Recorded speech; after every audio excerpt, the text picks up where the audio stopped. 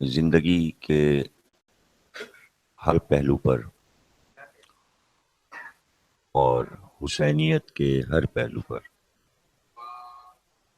اور اقدام حسین کے ہر پہلو پر گفتگو ہو.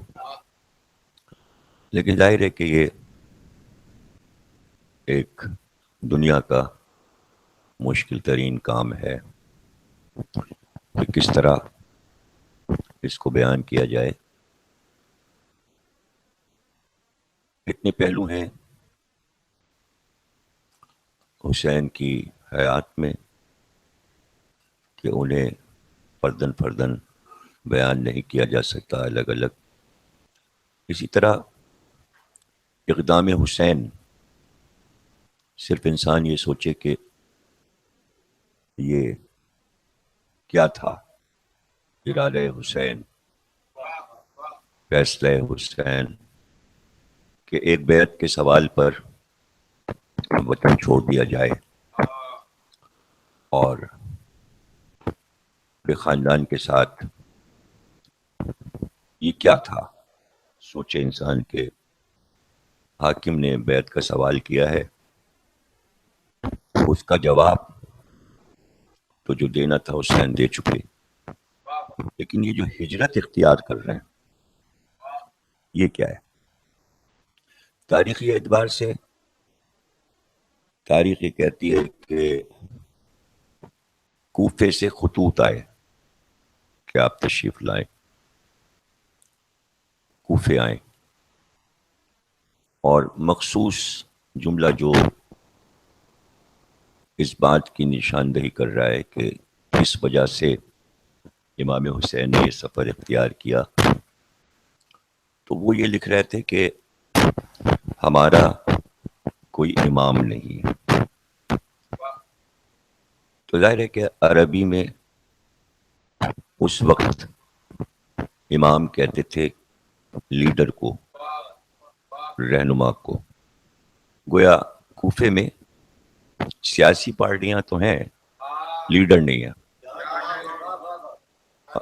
اب کوفہ ایک شہر ہے تو اس شہر کے کچھ لوگوں کی فرمائش پر کیوں جا رہے ہیں حسین؟ پوری مملکت اسلامیہ پڑی ہوئی ہے اور وہ شہر کے لوگ، تو وہ شہر مسئلہ شہر کا نہیں ہے، مسئلہ پورے عراق کا ہے. یعنی جیسے کہ پورا عراق یہ کہہ رہا ہے کہ ہمارے پاس لیڈر نہیں ہے، رہنما نہیں ہے. تو ان کی اس بات سے یہ ظاہر ہوا کہ وہ سلطنت یزید کو کوفے والے تسلیم نہیں کر رہے ہیں، اور حکومت کی نظر میں کوفہ جو ہے وہ خالی پڑا ہوا ہے اور ضرورت ہے حکومت کو کہ اگر کوفہ ہاتھ سے نکل گیا تو گویا پورا صوبہ جو کہ آج ملک کی صورت میں ہے عراق، وہ مملکت اسلامی کا حصہ تھا. آج کا ملک عراق اس وقت صوبہ تھا. تو اس سے پہلے کہ جو حالات اور معاملات ہیں جب تک وہ ذہن میں نہ رہیں، یہ ساری باتیں جو 60 ہجری اور 61 ہجری میں ہوئیں وہ سمجھ میں نہیں آئیں گے. بہت دن سے خواہش تھی معاویہ کی کہ عراق ہمارے ہاتھ میں رہے، اور اس کی یہ خواہش ظاہر ہے کہ صفین کے بعد پیدا ہوئی تھی. صفین کی لڑائی کے بعد اس کے مشیروں نے اس کو یہ بات بتا دی تھی کہ اب زیادہ دیر نہیں ہے کہ تم علی کی مملکت پر قابض ہو جاؤ گے. اس لیے کہ وہ لوگ سیاسی نقطۂ نظر سے سوچ رہے تھے، اور علی دینی اعتبار سے سوچ رہے تھے. معاویہ کی نظر میں دین کی کوئی اہمیت نہیں تھی، سب کچھ سیاست ہے. علی کی نظر میں سیاست ایک تھرڈ کلاس چیز ہے، اور ان کے لیے دین اہم ہے. یہ ٹکراؤ ظاہر ہے کہ بعد رسول سے شروع ہو گیا تھا، کہ جب ایک سیاسی حکومت بنا لی گئی بعد رسول، تو اس اقدام نے امت کے یہ ظاہر کر دیا کہ امت کو دین برائے سیاست چاہیے، اور یہ مجبور ہیں اپنے اقدام میں کہ خالص دین کو برقرار رکھ سکیں. یعنی امت کے لیے مشکل ہو رہا تھا دین کو برقرار رکھنا، اس لیے کہ ان کے ہاتھ میں کچھ تھا ہی نہیں. دین کا معاملہ جو تھا وہ اس کو چلا ہی نہیں سکتے تھے، اس لیے کہ جس نظام کو رسول اللہ چلا رہے ہوں، امت کا کوئی فرد اسے کیسے چلا سکتا ہے؟ اس لیے کہ دین چل رہا تھا وحی کے ذریعے، اللہ کی مرضی پر. اب امت اگر اسی چیز کو چلاتی ہے تو اس میں سے یہ چیز مائنس ہو جائے گی کہ کہیں اور سے گائیڈنس آ رہی ہے، کہیں اور سے کہا جا رہا ہے اب یہ کرو، اب ایسے کرو، اب یہ والا اصول بنا لو، اب یہ اصول بنا لو، اب یہ ہے، یہ ارکان دین ہے، ان کو اس طرح چلاؤ. تو یہ امت کے لیے ناممکن تھا جب تک کہ رسول اللہ یہ نہ کہہ دیں کہ بھئی ہماری پارٹی میں تم آ جاؤ، اور جہاں اللہ سے رابطہ ہو جاتا ہے پھر تم ہمارے بات چلاتے رہنا، اور اللہ تمہیں میسج بھیجتا رہے گا. اچھا، یہ انہیں معلوم ہے کہ یہ ہمارے ہاتھ نہیں لگے گا معاملہ، تو ہمیں خود ہی کچھ کرنا ہے. تو ہمیں جب خود کرنا ہے بغیر وحی کے، بغیر جبریل کے، بغیر فرشتے کے، تو ہم اپنا پلان خود بنا لیں. ہوا یہ کہ امت نے پھر اپنا پلان خود بنایا کہ ہم اس سسٹم کو کیسے چلائیں گے. اب یہاں دو حصوں میں اسلام بڑھ گیا. ایک وہ نظریہ کہ جو آسمانی ہے، دوسرا نظریہ یہ کہ آسمانی چھوڑو، یہ تو سب خیالی باتیں ہیں کرنے ہیں، اور یہاں مسئلہ تو اقتدار و حکمرانی کا ہے. اب اس کے بیچ میں امت پھنسی ہوئی ہے، اور یہاں تک کہ حضرت علی کی شہادت ہو جاتی ہے اور پھر امام حسن کی بھی شہادت ہو جاتی ہے، تو ذہنوں میں دو دھارے چل رہے ہیں. تھوڑے سے وہ لوگ ہیں جو یہ سمجھ رہے ہیں کہ حسین اس نبی کے نواسے ہیں جن کے پاس آسمانی خبریں آتی تھیں. وہ ہیں تھوڑے سے لوگ، ان کی ہے جن کی ٹریننگ معاویہ کر چکا کہ نہ کچھ آخرت ہے، نہ اللہ ہے، نہ دین ہے، نہ نماز، نہ روزہ. بھیا یہ سب یہی دولت، اقتدار، تخت و تاج، بس یہی سب کچھ ہے. تو اس کے نشے میں امت سرشار ہے.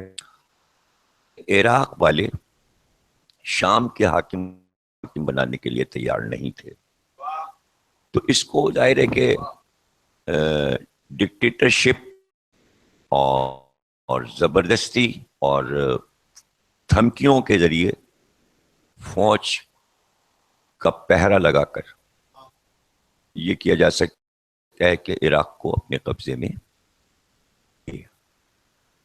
جیسے آپ صورتحال آج کوئی مختلف نرالا زمانہ نہیں تھا کہ جو آج کے دور سے کچھ مختلف ہو، یکساں چلے گی دنیا. جو ہو چکا ہے، حالات و واقعات کے اعتبار سے انسان بدل جاتے ہیں، لیکن چونکہ زمین وہی ہے، ملک کے حصے اور سرحدیں وہی ہیں، تو انہی دھاروں پر یہ دنیا چلتی رہے گی. تو آج بھی آپ دیکھتے ہیں کہ ایسے معاملے آپ کو نظر آئیں گے. جیسے انگلینڈ کی حکومت ہے تو آئرلینڈ جو ہے وہ باغی ہو رہا ہے. جیسے آپ دیکھتے ہیں کہ ادھر مشرق کے ممالک میں بہت سے ملک ہاتھ سے نکلے جا رہے ہیں. تو جیسے روس کی آپ نے ریاستوں کی حالتیں دیکھی کہ جہاں بوسینیا اور چچنیا کے معاملات تھے تو فوج کے ذریعے انہیں دبایا جاتا ہے. جیسے آج کل آپ کے سامنے انڈیا اور کشمیر کا مسئلہ ہے کہ اس ریاست کو ظاہر ہے کہ انڈیا دیکھ رہا ہے کہ کہیں ایسا نہ ہو کہ ہمارے ہاتھ سے نکل جائے, تو وہ جذبات کو فوج کے ذریعے دبا رہا ہے. تو یہ صورتحال نقشہ یہی ہے 60 ہجری کا کہ اب حکومت تو ہوش میں امام حسن سے اس نے لے لی. بڑی بات جس کا ذکر تاریخ کو کرنا چاہیے, احمق لوگ یہ تو بات کرتے ہیں کہ معاویہ کو بڑا ملک مل گیا, لیکن جاہل لوگ یہ بات نہیں کرتے کہ کوئی دنیا میں ایسا کہیں ہوا ہے کہ بڑی سلطنت کا مالک ایک چھوٹے گورنر کو اپنی پوری حکومت اٹھا کے ایسے دے دے جیسے فقیر کو بھیک دے دیتے. اس پہ کوئی بات نہیں کرتا, حالانکہ یہ بات انگریز, یہودی, مشرق و مغرب سب کے لیے حیرت انگیز. ایسا ہوا ہی نہیں. ایسا کہاں ہوتا ہے کہ ایک قبضے میں ایک آدمی کے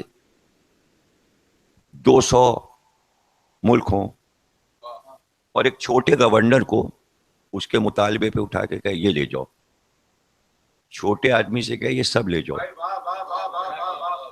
اس پہ کوئی بات ہی نہیں کرتا. مسلمان بھی احمق اتنے ہیں کہ وہ بھی اس پہ بات نہیں کرتے, حالانکہ چونکہ آنکھوں پہ پردے پڑے ہیں, موٹی عقلیں ہیں, تو وہ سوچ نہیں سکتے اس بات کو کہ دیکھیے اسلامی مملکت جو ہے 60 ہجری میں, چونکہ اس کی سرحدیں حضرت علی نے بڑھا دی تھیں, آخری خلیفہ چونکہ حضرت علی تھے سلسلے کے مملکت اسلامی کے, اس لیے آپ نے آذربائیجان کو ملا دیا تھا, اور سندھ, یہ حضرت علی کے دور میں پورا سندھ جہاں بیٹھے ہیں یہ سب مملکت اسلامی میں شامل ہو گیا تھا. اب اس کے بعد پورا امارات جس میں ڈھیروں ملک بنے میں, چھوٹے چھوٹے ٹچے سے ملک, دبئی بھی ہے اور شارجہ بھی ہے اور مسقط بھی ہے اور یہ بھی سے وہ سب امارات کہلاتے.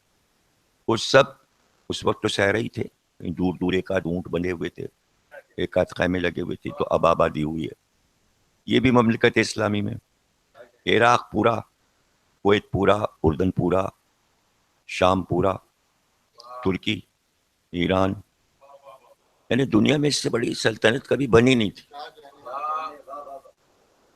جو انگریزوں نے بنائی تھی اس سے بڑی سلطنت تھی یہ, جو انگریزوں نے 100 سال پہلے بنائی تھی, کہ کہتے تھے پورے ورلڈ پہ قبضہ ہے ہمارا. تو وہ پورے ورلڈ کا قبضہ جو تھا وہ 60 ہجری سے پہلے تھا, جس کا خاتمہ حضرت علی کی حکومت پر ہوا.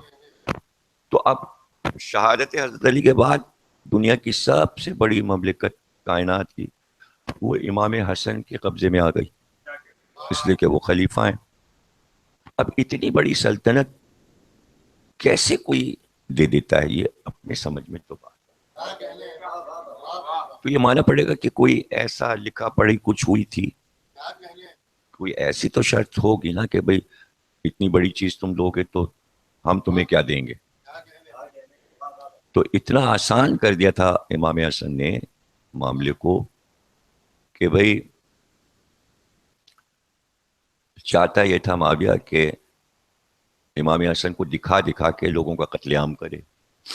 امام حسن یہ نہیں چاہتے, وہ آسمانی تھے نا, تو وہ نہیں چاہتے تھے کہ لاشوں پہ سلطنت بنائی جائے.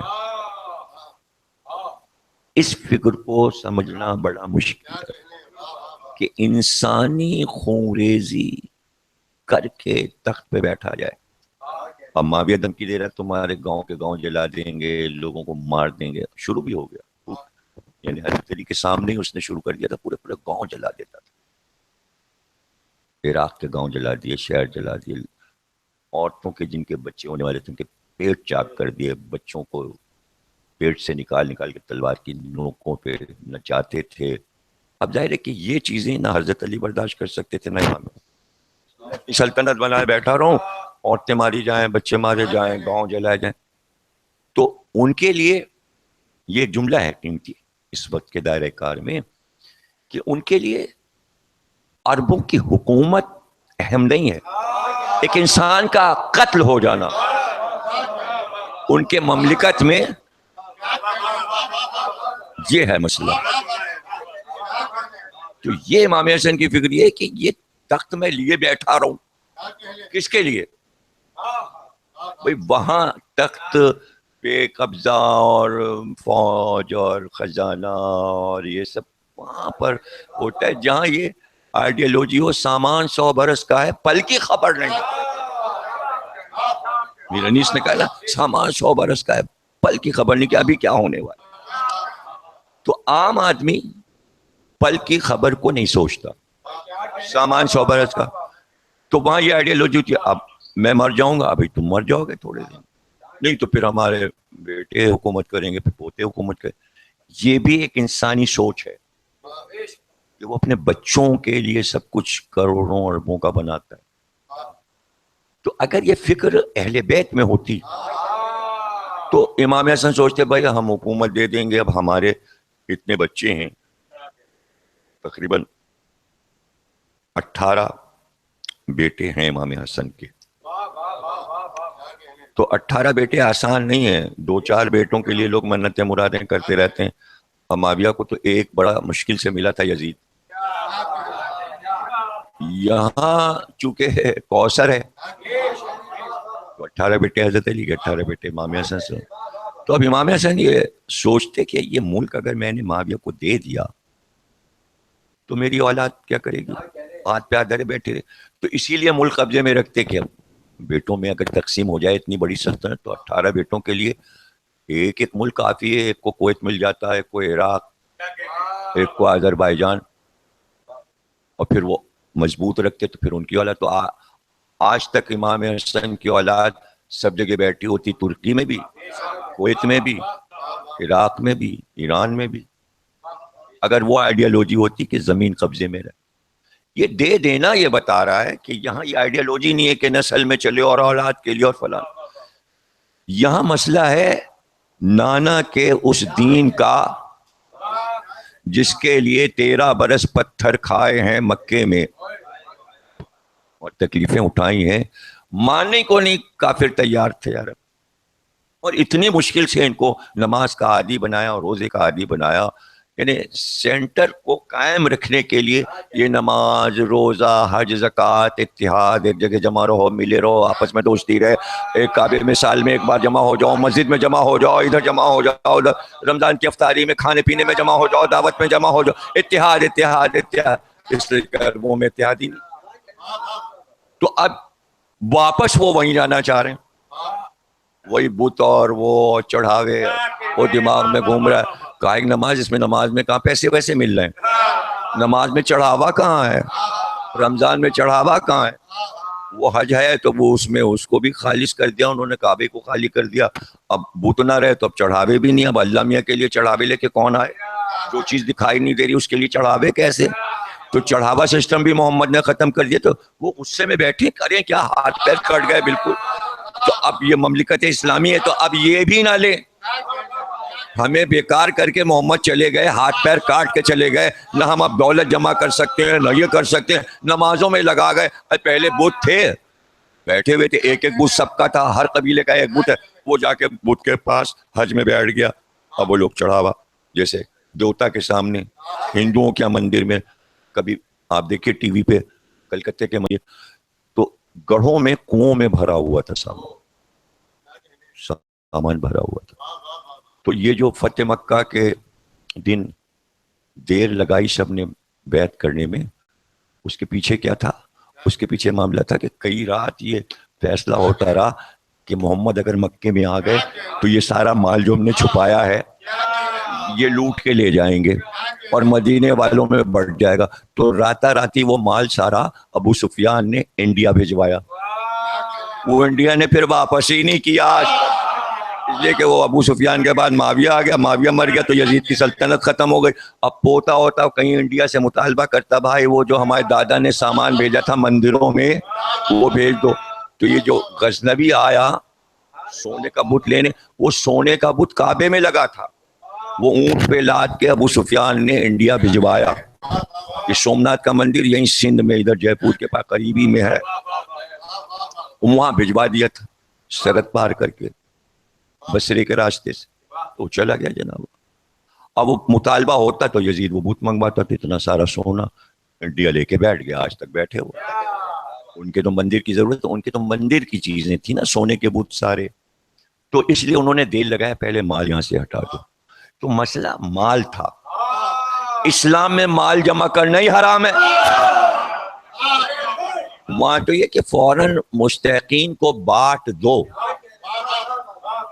تو علی جو ہے وہ بیت المال میں شام کو جھاڑو دلوا کے پانی چھڑکوا کے 2 رکعت نماز پڑھتے تھے کہ بھائی آج کا مال بٹ گیا, 2 رکعت یہ نماز.